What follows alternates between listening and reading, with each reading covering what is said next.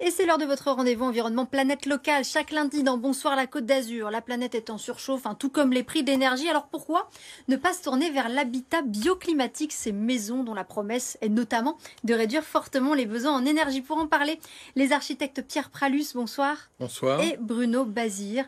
Bonsoir, tous deux de l'agence Triab. D'abord, on va regarder un chiffre ensemble. Une maison bioclimatique consomme 5 fois moins d'énergie qu'une maison conventionnelle. On va prendre le temps d'expliquer ce chiffre, mais d'abord, une question toute simple. C'est quoi une maison bioclimatique? Alors, les grands principes de l'habitat bioclimatique, en fait, nous, on s'est inspiré des anciens. Très souvent, c'est les anciens qui ont été nos maîtres et nos références. Dans les habitats traditionnels ou vernaculaires, on a très souvent ce respect de la prise en compte du confort thermique d'été ou d'hiver.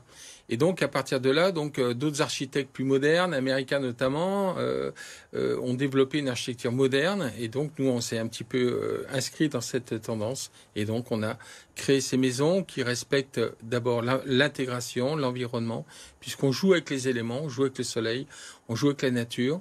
Et à partir de ça, on arrive à... Donc, la règle numéro 1, c'est prendre en compte l'environnement dans lequel on bâtit. C'est ça, c'est-à-dire qu'on essaye de profiter de l'énergie du soleil en hiver pour chauffer de façon efficace et sans artifice la maison. Par contre, on va s'en protéger l'été, surtout dans nos régions. Eh oui. On arrive avec le réchauffement climatique, vous en parliez, avec des températures extrêmes en été, donc il faut absolument qu'elle soit très performante pour se protéger des surchauffes. Alors, Pierre Pralus, je crois que vous vivez vous-même dans une maison bioclimatique qui se trouve à Seillan, dans le Var. On devrait la découvrir à l'image dans quelques instants. C'est une très belle maison, en plus. Alors, est-ce qu'on vit bien dans une maison bioclimatique? Vous avez du recul sur la question? Trop bien. On n'en sort plus. C'est quoi les avantages au quotidien? Alors, pour moi, le grand avantage, je dirais, c'est la lumière qu'on laisse rentrer. Alors, il y a bien sûr les économies qu'on fait, puisque les économies sont considérables. Je suis pour vous donner un ordre d'idée, à 1 euro mètre carré an pour le chauffage et 0 pour la clim. Ah oui, c'est très peu. Oui.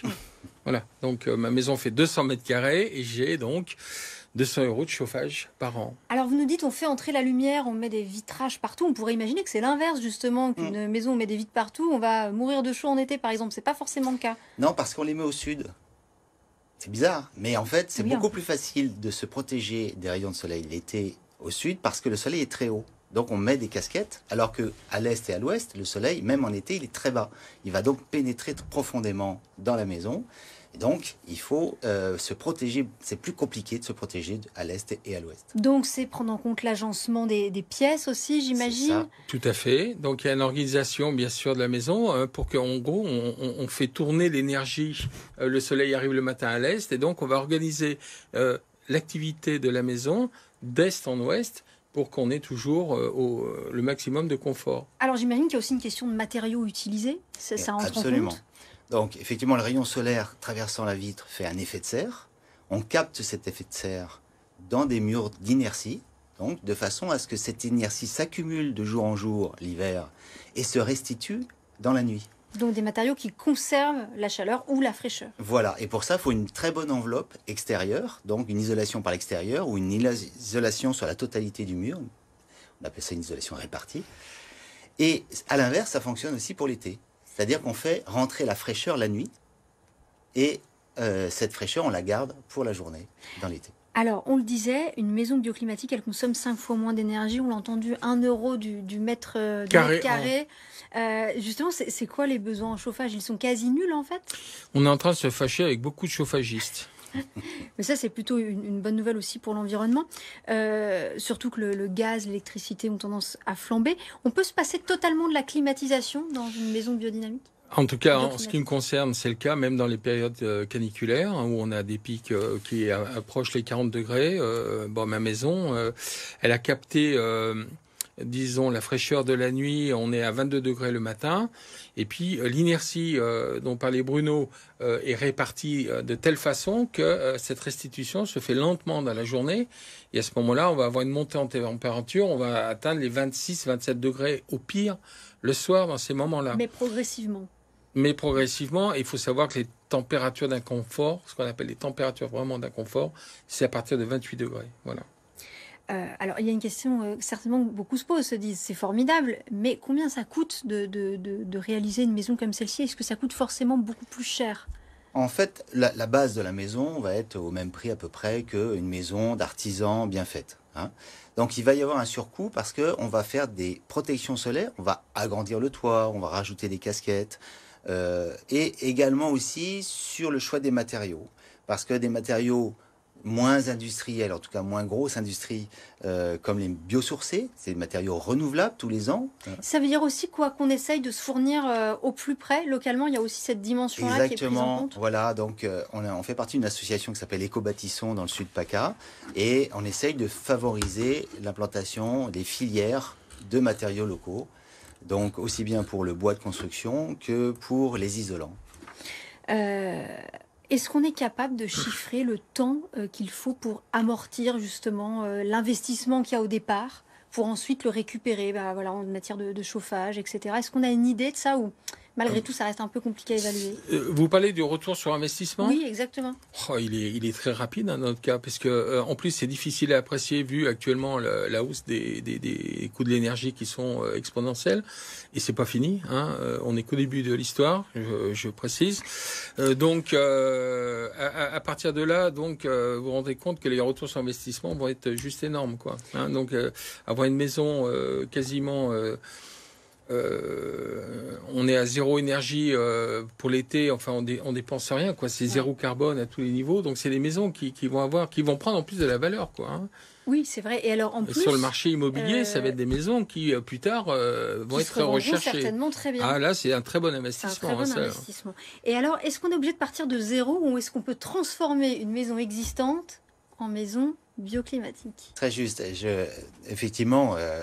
On fait beaucoup de réhabilitation aussi, c'est-à-dire si on peut ouvrir quelques fenêtres au sud en les protégeant comme il faut, mais l'idéal c'est vrai que s'il y a une petite extension, dans ce cas-là on peut vraiment intégrer une conception bioclimatique pour améliorer non seulement bien sûr ce qu'on va construire, mais également l'existant.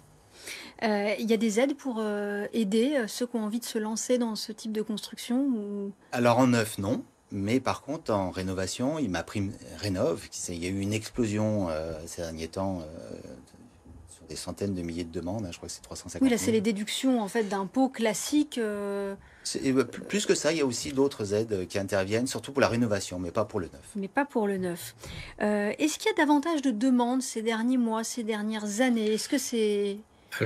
Parce que vous, ça fait depuis les années 2000, hein, je crois que... C'est ça, oui, voilà, tout à fait. Tout à fait, oui. On a un gros retour sur l'expérience. Hein, donc ça, c'est l'avantage de Triab, c'est que on sait de quoi on parle. On a des vrais retours de nos clients, toujours très positifs. On n'a jamais eu de retour négatif. À partir de là...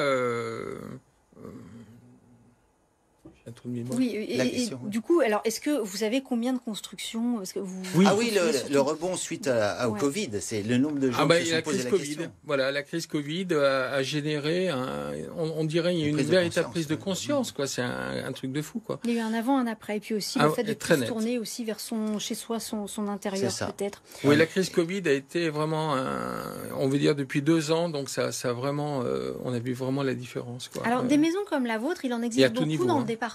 Vous avez des chiffres un peu, vous savez Des chiffres précisément, non. Parce que bon, il y a quand même des maisons performantes. La réglementation a évolué, s'est rapprochée de ce que nous on faisait déjà il y a 15 ans. La prochaine réglementation du mois de janvier va encore se rapprocher puisqu'on va avoir beaucoup plus de biosourcés, donc un bilan carbone qui sera plus proche de ce qu'on fait.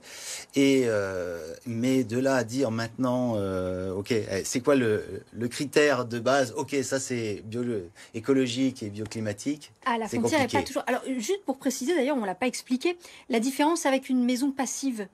Alors passif, c'est une évolution du terme, parce qu'avant on appelait maison passive la maison bioclimatique, il y a 20 ans. Hein. Maintenant, on a le modèle du nord de l'Europe qui dit, ok, aucun besoin de chaleur, mais dans ce cas-là, c'est des maisons fermées. Mais dans le sud, on a tellement d'apports de soleil en hiver que ça serait dommage de fermer toutes les fenêtres et de ne pas vivre à moitié dehors. D'un mot, du coup, si on veut se lancer dans le projet, on se tourne vers un cabinet comme le vôtre, j'imagine ? Par exemple. Oui, par exemple, il doit y en exister d'autres. Oui, maintenant, oui. Et puis notamment au sein d'Éco-Bâtissons, on voit justement pas mal de bureaux d'études ou d'architectes qui rejoignent cette mouvance. Merci en tout cas Pierre Pralus et Bruno Bazir donc de l'agence Triab d'être venus nous expliquer tout cela sur le plateau de Bonsoir la Côte d'Azur. Et demain, votre rendez-vous Azur Business, je recevrai Jean-Pierre Savarino, président de la Chambre de commerce et d'industrie de Nice-Côte d'Azur. C'était Planète Locale avec la région Sud.